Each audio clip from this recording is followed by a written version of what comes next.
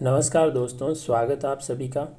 जैसा कि आप जानते हैं, अध्याय नंबर 9 के बारे में चर्चा कर रहे हैं, जिसमें हम अनुवांशिकी या वंशागति के बारे में थोड़ा सा चर्चा कर चुके हैं। और आप सभी जानते हैं, मैंने आपको बताया था, अनुवांशिकी और वंशागति का जो जनक कहा जाता है वो ग्रेगर जॉन मेंडल को कहा जाता है। यहाँ पर ग्रेगर जॉन मेंडल द्वारा 3 नियम दिए गए हैं। उन नियमों के बारे में थोड़ी सी मैं आपके सामने चर्चा कर देता हूँ। उनका पहला नियम था प्रभाविता का नियम। ये पहले नियम क्यों बता रहा हूँ, इसके पीछे कारण है। और इनका दूसरा नियम जो है वो है पृथक्करण का नियम। और तीसरा उन्होंने जो नियम दिया है वो है स्वतंत्र अपव्यूहन का नियम। तो यहाँ ग्रेगर जॉन मेंडल ने 3 नियम दिए थे। ठीक है, मैंने आपको बता चुका हूँ। इसमें एक चर्च में पादरी थे और इन्होंने उद्यान मटर यानी मटर के पादप पर इन्होंने प्रयोग किए थे। और प्रयोग करके उन्होंने ये जो नियम है 3 मुख्य रूप से इनको उस प्रयोग में बताया था, जो कि वंशागति से जुड़े हुए हैं। और इन्हीं नियमों को इन्होंने मेंडलवाद का नाम दिया है। तो यहीं पर जुड़ा हुआ एक बहुत ही इंपॉर्टेंट टॉपिक अपने कोर्स में है, वो है एकल संकरण या मोनोहाइब्रिड, जो कि ग्रेगर जॉन मेंडल द्वारा दिया गया है। तो मैं आपको बता चुका हूँ, एग्जाम की दृष्टि से बहुत इंपॉर्टेंट है। कम से कम इस चैप्टर में आपको ये चीज़ तो आनी ही चाहिए। तो इसमें क्या होता है, देखिए कि आप सब जानते हैं कि जो पादप होते हैं, तो पादप के हमने 7 जोड़ी विप्यारसी लक्षण पढ़े हैं। ठीक है, मटर के पादप के 7 जोड़ी विप्यारसी लक्षण पढ़े हैं।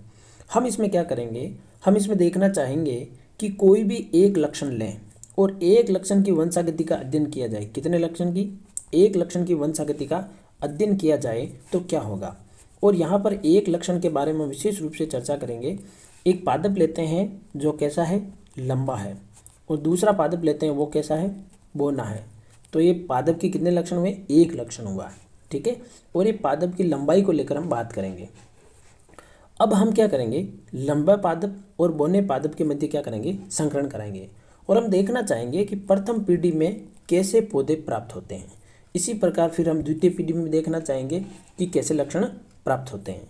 तो इसे ही संकरण कहा जाता है। और पादपों में संकरण कराया जाता है, वो आप जानते हो कि इनके अंदर पराग या पराग कणों द्वारा परागण कराया जाता है, परागण द्वारा संकरण कराया जाता है। तो इस चीज़ को भी विस्तार से समझेंगे। तो सबसे पहले एकल संकरण किसे कहेंगे?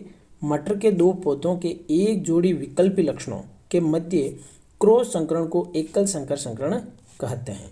यहाँ पर एकल संकर संकरण की परिभाषा मैं आपको और अच्छे से बता देता हूँ कि यदि एक लक्षण की वंशागति का अध्ययन किया जाता है, कितने लक्षण की?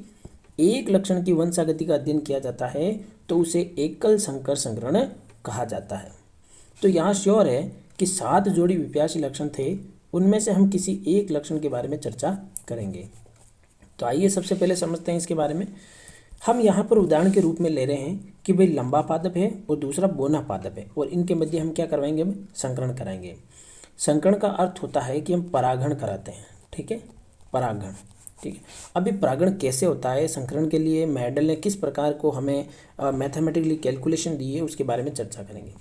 तो देखिए, एकल संकरण के लिए आप यहाँ पर एक आरेख देखेंगे, इसे आरेख बोला जाता है। ठीक है, एग्जाम में भी पूछा जा सकता है कि इसका आरेख बनाइए, तब आपको ये आरेख बनाना है। ठीक है, इस आरेख में क्या होता है, देखिए जो लंबा पादप होता है उसके 2 युग्म विकल्पी होते हैं, जिन्हें कहा जाता है कैपिटल टी। ठीक है, और जो बोना होता है उसके 2 युग्म विकल्पी होते हैं, उन्हें कहा जाता है स्मॉल टी। तो ये युग्म विकल्पी किसके हैं? ये लंबे पादप के हैं। ये युग्म विकल्पी किसके हैं? ये बोने पादप के। अब यहाँ से युग्म विकल्पी के बारे में भी मैं आपको थोड़ा सा चर्चा कर देता हूँ, ताकि आप इस चीज़ को भी समझ लें। देखिए, सबसे पहले मैं आपको बताता हूँ जीन क्या है। सबसे पहले जीन, तो सबसे पहले क्या होता है कि जैसे मान के चलिए कोशिका है, कोशिका में पाया जाता है केंद्रक, और केंद्रक में पाए जाते हैं गुणसूत्र। क्या पाए जाते हैं? गुणसूत्र। गुणसूत्र पर पाया जाता है डीएनए। ठीक है, और डीएनए पर पाए जाते हैं जीन। तो ये होते हैं जीन, यानी कोशिका में केंद्रक में गुणसूत्र पर डीएनए यानी डीऑक्सी राइबोज न्यूक्लिक अम्ल, और उस पर पाए जाते हैं जीन। चाहे वो प्राणी हो या पादप, उसके शारीरिक रचना कह दीजिए, या उसके अंदर जितने भी लक्षण पाए जाते हैं, उन लक्षणों को नियंत्रित करने का कार्य जो करता है वो जीन करता है। यदि पादप को लंबा रखना है तो उसका कार्य भी जीन करेगा, पादप को बौना रखना है, उसका कार्य भी जीन करेगा। अब दूसरी बात, प्रत्येक जीन के 2 युग्म विकल्पी होते हैं। क्या होते हैं? 2 युग्म विकल्पी, या ऐसे कहते हैं प्रत्येक जीन के 2 विपरीत स्वरूप होते हैं। विपरीत स्वरूप होते हैं जिन्हें कहा जाता है युग्म विकल्पी। अब जैसे पादप की लंबाई को लेकर मैं बात कर रहा हूँ, ठीक है, तो पादप की लंबाई को नियंत्रित करने वाला कोई ना कोई एक जीन होगा, ठीक है। तो इस जीन के 2 विपरीत स्वरूप मिलेंगे आपको कि भाई इस जीन ने यदि काम किया तो ये वाला स्वरूप, और इसने नहीं किया तो ये दूसरा वाला स्वरूप। कैसे? जैसे पादप की लंबाई के अंदर यदि कैपिटल टी आता है तो हम कहेंगे इस युग्म विकल्पी ने कार्य किया, और यदि पादप की लंबाई के अंदर स्मॉल टी आता है यानी ये कार्य नहीं करता है तो हम उसको स्मॉल टी बोल देते हैं। तब इसे दूसरा युग्म विकल्प है, दूसरा स्वरूप कहा जाता है, और दोनों को मिलाकर कहा जाता है युग्म विकल्पी। दोनों को मिलाकर क्या कहा जाएगा? युग्म विकल्पी। यानी यहाँ से ये बात क्लियर हो गई कि किसी भी जीन के कितने युग्म विकल्पी होते हैं? 2 युग्म विकल्पी होते हैं। अब यहाँ पर कुछ 1-2 परिभाषा और समझ लीजिए। अब बात ये आती है कि यदि दोनों युग्म विकल्पी समान है, देखिए यहाँ कैपिटल टी टी है, दोनों युग्म विकल्पी समान है तो उन्हें कहा जाता है समयुग्मजी। उन्हें कहा जाता है समयुग्मजी। और यदि दोनों टी छोटे हैं तो उन्हें कहा जाता है इन्हें भी समयुग्मजी, क्योंकि दोनों समान है। तो ये समयुग्मजी लंबा है, ये समयुग्मजी बौना है। लेकिन यदि एक टी बड़ा हो एक छोटा हो तो इसे कहा जाता है विषम युग्मजी। इसमें आपको एक चीज़ और ध्यान रखनी है कि विषम युग्मजी में हमेशा जो पहला अक्षर है वही पादप की संरचना बताता है। तो यहाँ पहला टी जो है वो बड़ा है, इसलिए पादप लंबा होगा, विषम युग्मजी लंबा। तो एक बार फिर रिवाइज कर देता हूँ। कोई भी जीन होता है और जीन के कितने युग्म विकल्पी होते हैं? 2। यदि दोनों समान तो उन्हें समयुग्मजी, यदि दोनों अलग अलग तो उसको विषम युग्मजी। यहाँ पर यह समयुग्मजी लंबा है, यहाँ यह समयुग्मजी बौना है, बस ये ध्यान रखना।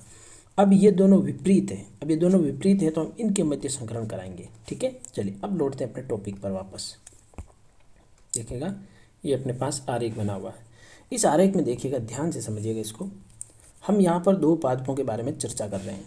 एक लंबा पादप है, दूसरा बौना पादप है। इसके युग्म विकल्पी कैपिटल टी टी है, इसके स्मॉल टी टी है। सबसे पहले क्या करते हैं, जब भी संकरण कराते हैं इनको तोड़ देते हैं अलग अलग, ठीक है। ये तोड़ दिया हमने, इधर बड़ा टी हो गया और इधर छोटा टी, इधर भी बड़ा टी, और इसको तोड़ेंगे, दोनों छोटे छोटे हो जाएंगे, छोटा टी और इधर भी छोटा टी। अब ये संकरण कैसे कराते हैं इसको ध्यान से समझिएगा। देखिए पहले का पहले से, उधर वाले के पहले से, तो क्या बना देख लो, कैपिटल टी स्मॉल टी। फिर पहले का दूसरे से तो क्या बनेगा, देखो कैपिटल टी स्मॉल टी, तो कैपिटल टी स्मॉल टी। फिर दूसरे का पहले से, तो देखो कैपिटल टी स्मॉल टी, और फिर दूसरे का दूसरे से, तो ये बन गया कैपिटल टी स्मॉल टी। हम क्या देख पा रहे हैं, चारों कंडीशन के अंदर जो पौधे प्राप्त हो रहे हैं वो कैसे प्राप्त हो रहे हैं? विषम युग्मजी लंबे पादप प्राप्त हो रहे हैं। तो ये है F1PD, और इन्हें कहा जाता है प्रभावी लक्षण। तो आपको यदि प्रश्न पूछा जाता है कि यदि समयुग्मजी लंबे पादपों का संकरण समयुग्मजी बौने पादपों के मध्य कराया जाता है तो इसका आरेख बनाइए और प्रथम पीढ़ी में प्राप्त होने वाले पादपों के बारे में बताइए। तब आपको आरेख इस प्रकार से बनाना है, ठीक है। और प्रथम पीढ़ी इसको F1PD बोला जाता है। इसके अंदर कैसे पादप प्राप्त होते हैं, तो आप इसमें कह सकते हैं कि इसमें विषम युग्मजी लंबे पादप प्राप्त होते हैं। सभी पौधे, ध्यान रखना, सभी पौधे विषम युग्मजी लंबे प्राप्त होते हैं, ये इंपॉर्टेंट बात है। अब दूसरी बात यहाँ से ये सीखना कि हमें ये अगर कंफ्यूज हो जाए अपने एग्जाम की दृष्टि से कि ये जो आरेख बनाया वो किस प्रकार बनाए, तो आपको बिल्कुल चिंता करने की आवश्यकता नहीं है। आप इस आरेख की जगह एक और काम कर सकते हैं। कैसे? देखिए, आप इस प्रकार का चेकर बोर्ड बना सकते हैं, इसको चेकर बोर्ड पढ़ा जाता है, ठीक है। पहले ऐसे बनाइएगा, एक ऊपर की तरफ पट्टी बनाइएगा, एक इधर पट्टी बनाइएगा, ठीक है। अब यहाँ देखो इस साइड 2 हैं तो इधर एक डंडी और खींच दीजिए, और इधर भी 2 हैं तो इसको एक खड़ी डंडी और खींच दीजिए, ठीक है। इधर एक तरफ ये ऐसा एरो बनाना है आपको, दूसरी तरफ ऐसे बनाना। ये चिन्ह मैं बड़ा करके बता देता हूँ, ये मादा का रहेगा और ये नर का रहेगा, ठीक है। ऐसा बनाना आपको यहाँ। अब ये जो 2 हैं इनको आप रखिए यहाँ, तो ये स्मॉल टी टी, और यहाँ जो 2 हैं इनको रखिए यहाँ कैपिटल टी टी। अब इनका संकरण बहुत आसान है। देखिए कैपिटल टी का स्मॉल टी का कैपिटल टी के साथ, तो ये हो जाएगा ये मतलब पहले का पहले से, फिर इस पहले का दूसरे से, तो क्या होगा ये, फिर इसका पहले से, तो क्या बन जाएगा ये, और फिर इसका इसके साथ, तो क्या बन जाएगा ये। देखिए इसमें भी चारों कंडीशन वही आ रही है जो यहाँ पर 4 कंडीशन है। आप चाहें तो प्रत्येक जगह आप इस प्रकार का चेकर बोर्ड भी बना सकते हैं यदि आपको ये समझ में नहीं आ रहा है, ठीक है। हालांकि इसमें कुछ नहीं है, पहले का पहले से करना है, फिर पहले का दूसरे से करना है, फिर दूसरे का पहले से और दूसरे का दूसरे से, जो आएगा वो नीचे लिख देना, ठीक है भाई। आई होप आपको ये अच्छे से समझ में आ गया होगा। अब मैं एक काम करता हूँ, अब मैं क्या कर रहा हूँ कि यहाँ पर जो मुझे प्रथम पीढ़ी में प्राप्त हुआ था मैं उसका करा देता हूँ स्वपरागण। स्वपरागण मतलब मुझे प्रथम पीढ़ी में ये पौधे प्राप्त हुए हैं, विषम युग्मजी लंबा, ठीक है। तो अब मैं क्या कराता हूँ, इसके मध्य स्वपरागण करा देता हूँ। ये भी विषम युग्मजी लंबा ही है, ये बोना नहीं लिखेंगे हम इसको, ठीक है। इसको क्या कहेंगे, स्वपरागण, यानी इन पादपों का इनके मध्य ही संकरण कराएंगे, ठीक है। तो ये लंबा रहेगा यहाँ।